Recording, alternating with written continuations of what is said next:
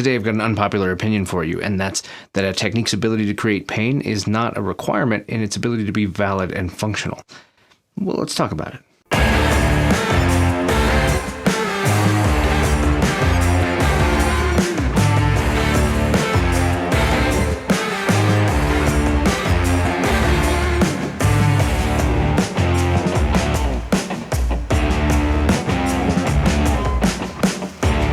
Hey, what's up? I'm Ken. This is Kenfu TV, and each week I release videos in the martial arts, philosophy, technique, training, that sort of thing. So if that's the kind of thing you're into, I hope you stick around. I hope that you subscribe. I hope you hit those comments and join the conversation that we have each week. And share this if you think someone will get value out of it. Some of these videos can be longer than the average attention span, so there's chapter markers in the video description below to help you out, let you jump right to the part that you're interested in. Now, I know you're here to listen to why I think that pain is not necessary in a technique, but first, let's talk about the shirt for a minute.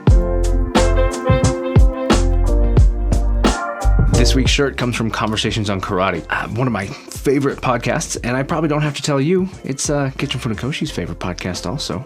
If you don't believe me, go listen to it. I've been listening to this podcast for a while now, and I've listened to the entire thing maybe more than once. I really, really enjoy it. I love what they're doing, and Greg and Sue have put together something wonderful. They also chose my favorite color for the shirt, so that's amazing. They've got another one that I'm going to show you too. In fact, they've got a couple more coming out that you have to look out for that are just wonderful. Greg is an incredibly talented artist, and the shirt designs he's coming up with are just perfect.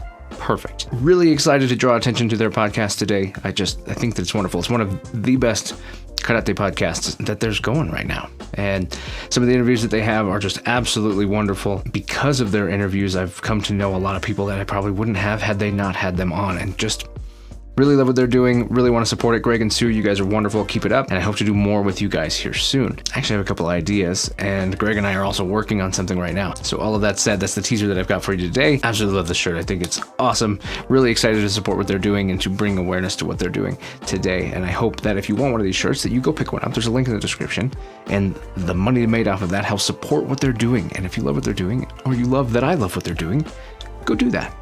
It's worth it. Now let's talk about pain. Okay, so what do I mean when I say that a technique does not have to be painful to be effective?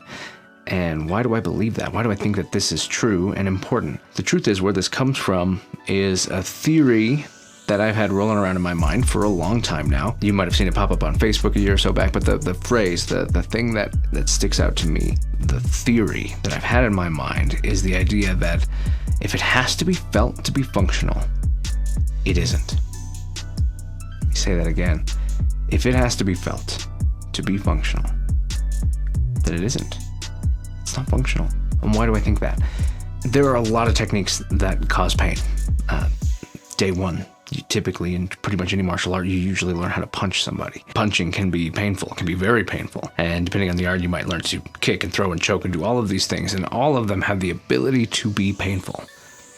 The ability to be painful. Well, that's a pretty important distinction by itself. This concept of it having the ability to be painful does not mean that it is painful or that it will be painful. This concept stabs at the heart of a problem that I see all over the place, something that really, really stands out to me, something that really, really bothers me, and that's why we're talking about it today. Now, first, I don't want to deny that techniques are painful and that they can be painful.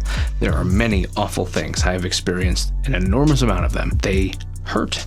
They really hurt. And because of that pain, sometimes you do certain things. You're led by that pain. That's where terminology like pain compliance comes in. Bodyguards, bouncers, law enforcement, pain compliance is a tool in the toolbox. But I'm here to submit to you that that tool, that concept, is an attribute of the tool, or should be. It should be an attribute of the tool, not the tool itself. Pain compliance should not be the tool itself. Really obvious things exist, right? Where do some of these things happen? Well, people are incredibly drunk, under the influence of some sort of drugs. I personally know people who just don't feel pain. Like, it's an unfortunate thing. Like, it's not like a superpower. It's, one of the guys that I trained with, I love training with him. He's just one of the most wonderful guys. But it was an interesting experience because he didn't process pain the same way you and I do. So when we would do technique, he had the understanding of that something should be painful and that something is dangerous. But, if we're doing an arm bar or something like that, where if this continues, the arm could break or tendons could tear, things like that. Well, he would have to apply forethought and go, okay, I'm done. Ouch.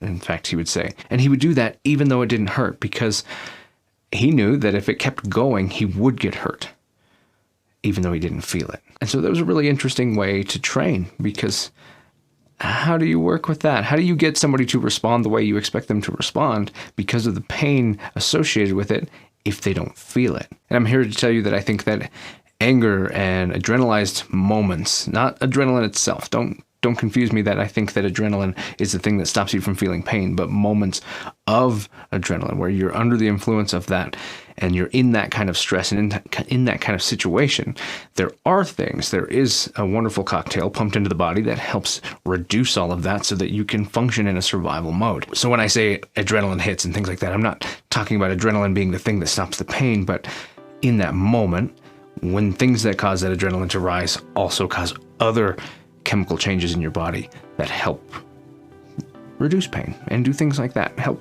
lock in your focus, help make sure that your stamina changes. There's a lot of different things that happen when your body thinks it needs to survive.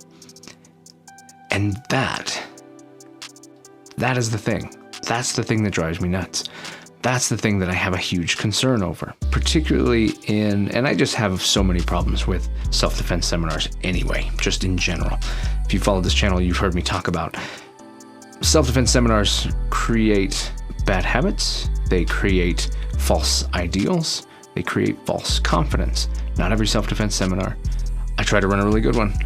I know plenty of people who also try to run really good ones who are aware of these problems and are trying to correct them, but that doesn't mean that the one that you're taking is doing that. The other thing is they're short, usually a few hours, maybe multiple weekends, something like that, and you're supposed to come away feeling like you are empowered and capable. But a lot of times what's taught is the low-hanging fruit. Kick them in the groin, poke them in the eyes, do this stuff and run. The struggle that I have with this is I've been kicked in the groin. It has put me down. I have been kicked in the groin, and it was inconsequential. It did not stop me at all. Depends on the situation, depends on what's happening, and depends on where my head's at, where my situation is. So it's not foolproof to do it. And if you think, well, I'll just kick you in the groin and you'll stop. I'll scratch your face and you'll stop. I'll do this, I'll pinch you and you'll stop. There is zero guarantee of that. And the real issue is that when you're on the mat in what feels like a safe environment, working with people that you know, people that you trust, you're not in adrenalized state. You're not under stress. You're not in a survival instinct. You're probably not drunk. You're probably not under the influence of drugs. You're probably not in any of those situations. You laugh and carry on and have a good time. So if somebody punches you, or I've even had people tickle me, I'm incredibly ticklish. So they pinch, they prod, they hit you in the balls, whatever it is, and it's very responsive. You have a huge response to it because the situation surrounding it is incredibly low key. So the pain is incredibly felt. Eagle-eyed viewers might have noticed that my eye's looking pretty sweet right now, and that's because one of my students, Ben, he's been in some of the other videos, we were sparring in jiu-jitsu. We're getting ready to roll. We're working from standing, and we collaborated on this beautiful combination of takedowns that resulted in both of us going to the ground very, very quickly and his head smashing into mine. And yeah, cut open my face, things swelled up, all kinds of stuff. It was a good time. We kept rolling, and I remember processing that pain. I remember thinking about, man, this actually is incredibly annoying, incredibly frustrating. It hurts a lot. And I'm making assessments. I'm trying to make sure that I'm still managing what he's doing, but I'm making assessments. Okay, am I okay? Well, I can see out of that eye, so that's good. It doesn't seem like it's bleeding. It doesn't seem, and I'm processing all of this information. And meanwhile, I'm just going, this sucks. This is lame.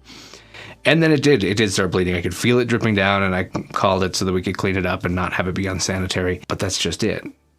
I have definitely had similar experiences, worse experiences, where the adrenaline was high, the commitment was high, the intensity was much higher, and you don't notice those things. The things that I was processing was because I was in an incredibly relaxed, playful state, goofing around. We were training, we were having a good time. It was the end of class, and there was no necessity to ignore the pain. Because there was no necessity, my body's like, hey, you should probably know about this. Like, this just happened. And I was really, really aware of it. So what does that mean? That means, yeah, pain does work when it works. But there are plenty of opportunities, plenty of times when there is much more at stake. Your body's intent, your body's focus on that pain is not the same. It's significantly reduced because it has to focus on what you need to do next, how you are going to survive. So it eliminates those distractions. I mean, there have been studies on situations where when things get really crazy, tunnel vision happens, your vision even can go to black and white to reduce any distractions of getting you there. And it has to do with blood flow and where blood is getting pumped to in order to make sure that certain parts of your body are being more effective right now. It's prioritizing functionality. These are things that have been studied, that we know about, that the body does to make it more possible for you to survive. That's you have that built into you. So if these things are true, then a simple painful thing might not stop anything. So what do I mean when I say that if it has to be felt to be functional, it isn't? What I mean by that is a technique that only hurts. Scrap it. Get rid of it. Maybe know about it. I don't know. That's up to you. A technique that hurts while also having functionality that exists outside of the pain is more important. Look at, for example, I always heard this called the police come along or whatever. They slide the arm in underneath, they lock you in here. They've got three-dimensional control. They're inside the arm. They've got control to the body. They're outside the arm. They've got, with their body, they've got control of the arm. The wrist is locked, and all of this is in place. If you've been in this, then you know that it hurts like a mother. It does not feel very good. Getting locked up, it brings you up on your toes, all this kind of stuff, and that's why they walk people out with it, that sort of thing. So the pain has a function. But now look at the rest of the technique. Take the pain away, and I've certainly worked with people. In fact, I've got somebody in class right now that has plenty of mobility in those areas that you lock them in one of those and nothing happens. When you're doing it for the function of pain and nothing happens, it's not good. In this situation, so look at the rest of the technique, locking three-dimensional control. And if you can set that in such a way that they can't move it, that is fully limited, which is what your goal is, sliding the arm through, locking, pinning to your body, then even without the pain, this limb and the correlating connection to the body and movement of the body is limited and controlled, which means that it is functional because the pain was not the only thing that made that work. So if I grab your finger and I pull it back, it's painful. If I don't do something to move it to a place where it is being controlled, then it only hurts. If I'm not able to process the pain, it didn't do anything. Not till later, not till when all of that comes down, and then I can understand, oh, that was bad. That finger doesn't work anymore. But if I'm completely locked in a place, maybe it hurts, maybe it doesn't, but I'm unable to move, unable to hurt you, unable to hurt myself, then it's valid. It's called the police come along, or people say it that way. It's got other names. Bodyguards use it, bouncers use it, things like that. Why? Well, in certain situations, pain is there, right? You're messing with somebody who's just being a jerk, who's being an idiot, and they're doing stupid stuff, but they're not fighting you. There's no matter of survival at hand.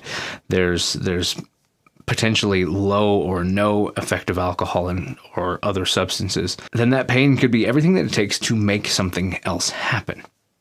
Perfectly valid in that moment, realizing that if that pain didn't exist, that technique still worked. So I think pain compliance is valid. It has good usefulness in situations where pain is observed, pain is felt. In situations it's not, you better have something better than that. And if you've only trained things like that, and then you're trying to do something to keep somebody from hurting you, themselves, or other people, then you're going to need more than that. You're going to need the ability to affect change. One of my favorite techniques doesn't hurt at all. It's not very painful, even a little bit.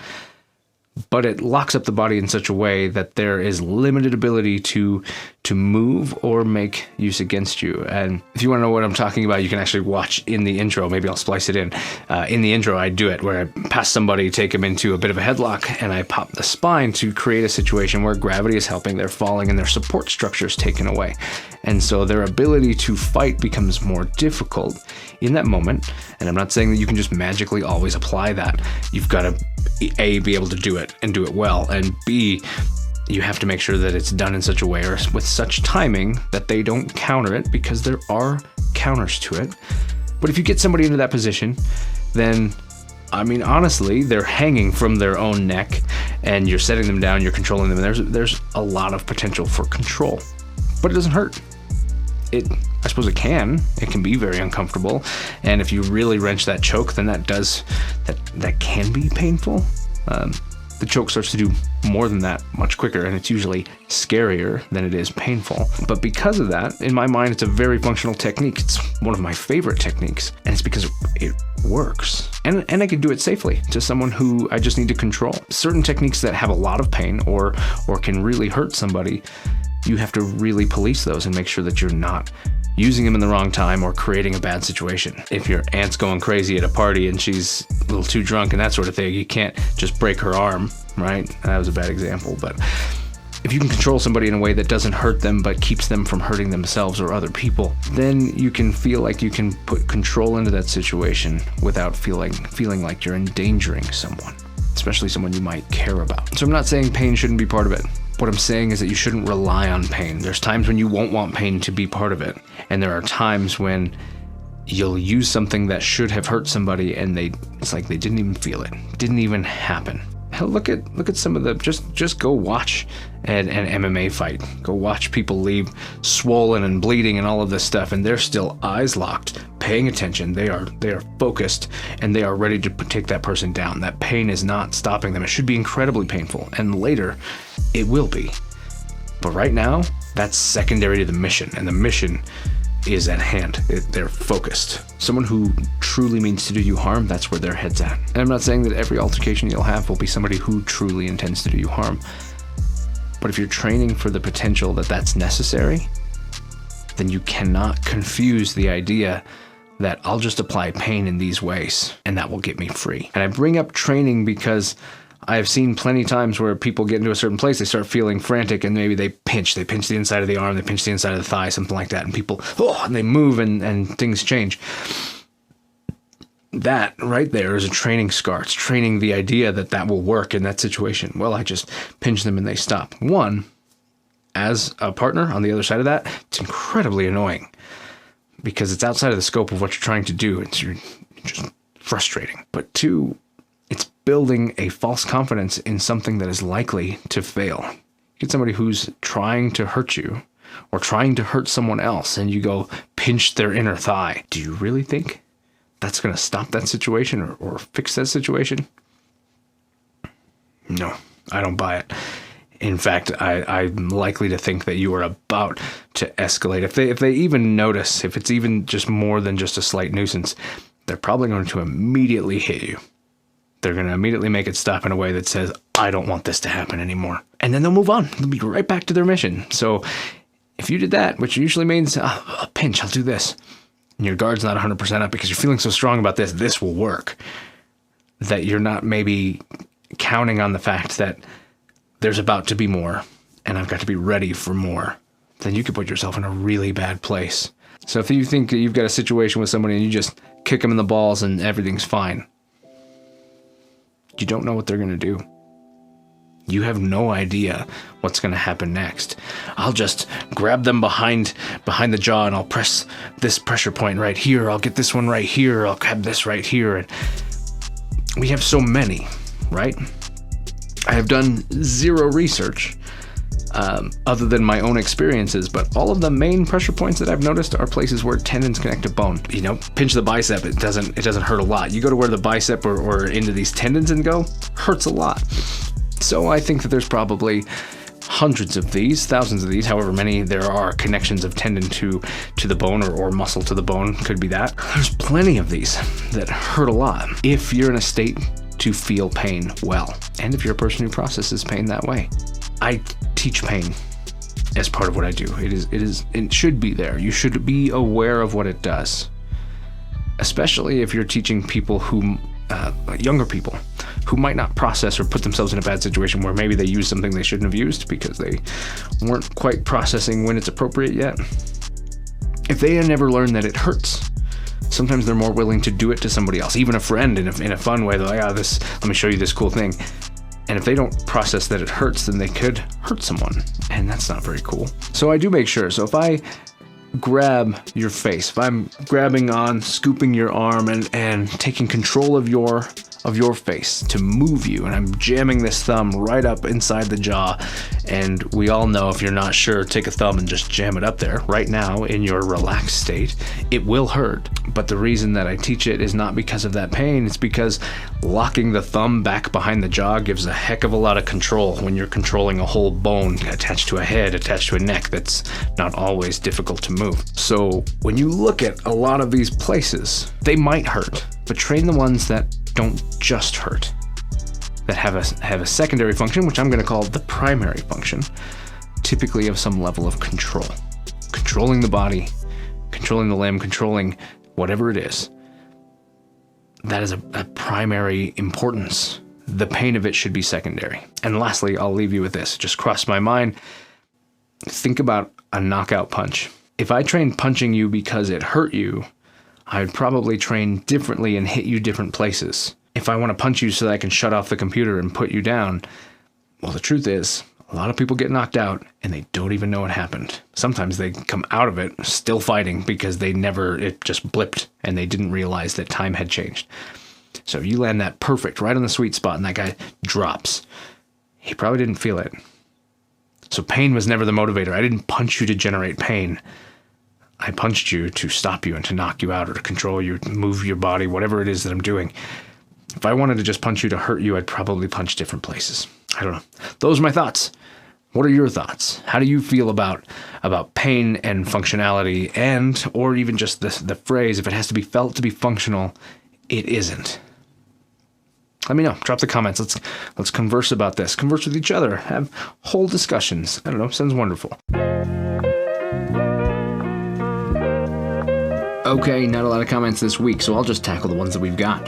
And first is Stuart James Gray. Obviously, his comment was the one from last week, and I really appreciate his commentary, the things that he brings into this. He mentions in his comment, he says, this channel is becoming a community for me, especially during this COVID crisis, and that means an incredible amount to me. This has been a very difficult year, I think, for everybody, for everyone, and if I can help even a little bit, if what I'm doing is even providing the smallest amount, then that just means the world. Also, Gary Higgs says, I like the way you elevate the people you feature from your YouTube platform. Keep doing what you do. Many thanks, screening from the UK. That's what I hope to do more of. I didn't know when I first started this that that's where I wanted this to go, but it's something that's become really, really important to me, is this idea of community and us all coming together and us spending time getting to know each other, getting connected, sharing our thoughts, sharing our ideas, sharing what we know, and just benefiting from getting to know each other. So I appreciate you guys. I appreciate that you dropped comments in last week's video. I look forward to reading the comments from this week's video. And speaking of, we'll go wrap this one up. Okay, that's it. That's what we're talking about, pain and functionality, and how to basically determine what is the most effective of techniques. And if you jumped to this part, then what you need to know is that my feeling is that the best technique is one that works regardless of pain. Similarly, the best feint is the one that lands. Okay? Different thought, different thing. I think feints only work in consensual violence. I don't think they're very valid outside of that, unless you truly intended to hit and just didn't. You reprocessed really quickly, spinning into a different topic. So maybe that's a topic for a different time. If you want to hear about that, drop it in the comments and we'll let me know. We'll see. If you like these videos, you like what I'm doing, you can subscribe right here. You can catch a playlist of these videos right here. The rest of the comments will be dropped in a video right here, and one more you might like right here. I'm Ken. This is KenFu TV, and I'll catch you in the next one.